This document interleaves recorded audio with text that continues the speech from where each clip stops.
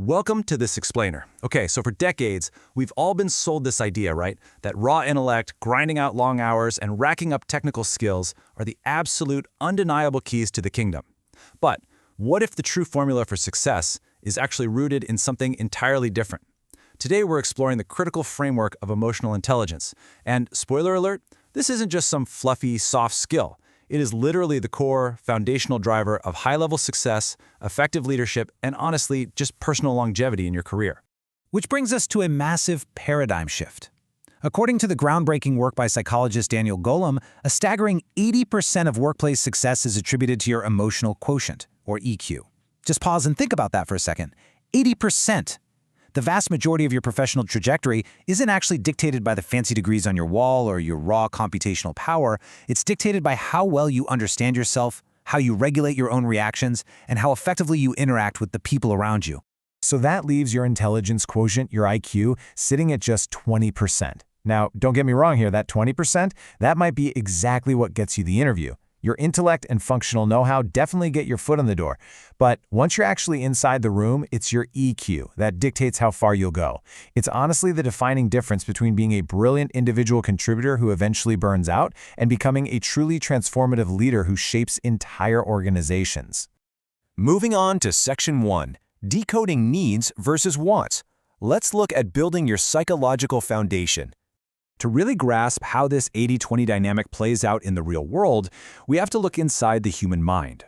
Think of your career kind of like building a house. Your needs are your absolute basic survival elements, right? Things like safety, sustenance, and shelter.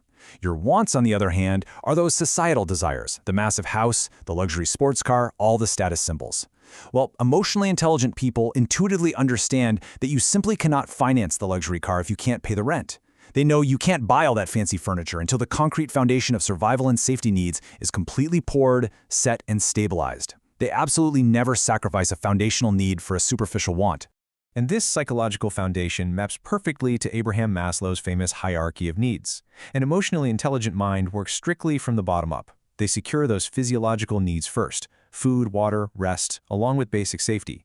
Only when those are totally stable did they start expending energy on belongingness, esteem, and eventually, right up there at the top, self-actualization. If you're trying to achieve your full creative potential while your basic security is completely crumbling beneath you, well, you are just setting yourself up for an emotional collapse.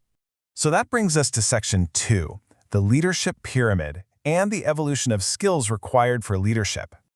Once that internal psychological foundation is totally solid, your external reality can start to rapidly shift. When you're just starting out in your career, your job is mostly execution. But as you climb the ranks, the reliance on basic functional skills actually physically shrinks.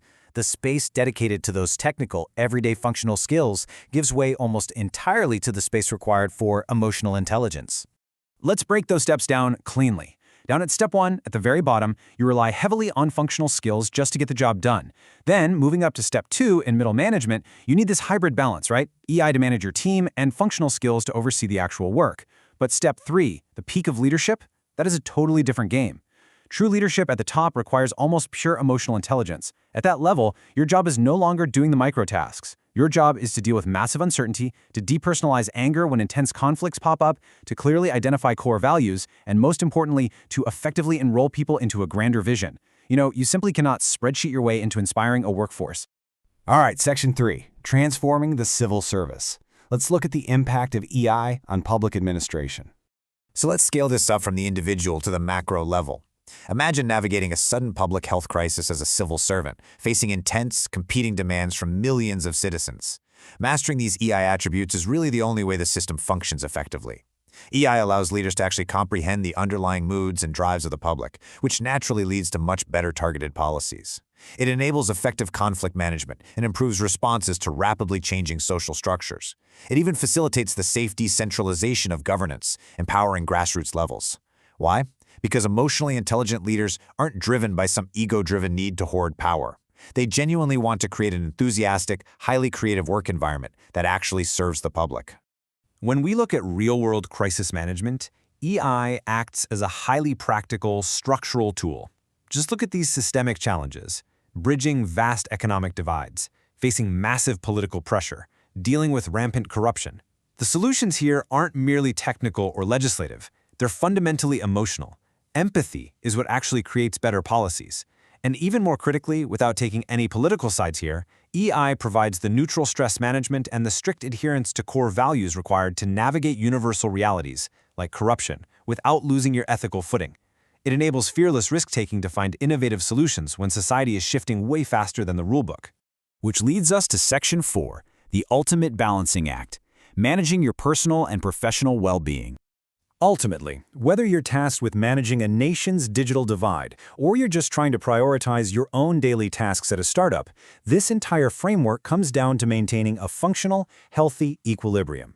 The core mechanism of emotional intelligence is recognizing strong emotions, things like anxiety, anger, or fear, and ensuring they do not hijack your final decisions. This is absolutely crucial, especially when those emotions are completely unrelated to the specific problem at hand. By doing this, an emotionally intelligent leader actively protects their own physical and mental health. They become flexible, they become empathetic, and they become highly capable of absorbing intense professional demands while strictly protecting their personal well-being. And really, that right there, that's the real secret to true longevity. So, as we wrap up this explainer, I think it's worth taking a moment to look at our own daily habits and the foundation we're building our lives upon. Think back to that very first paradigm shift we talked about. Are we just leaning heavily on our IQ? Are we spending all of our energy trying to perfect that 20% while completely ignoring our foundation and the way we process the world around us? Or are we finally ready to harness the vast majority of what actually makes a true, impactful leader and master the 80%? The choice, and ultimately our future success, is entirely up to us.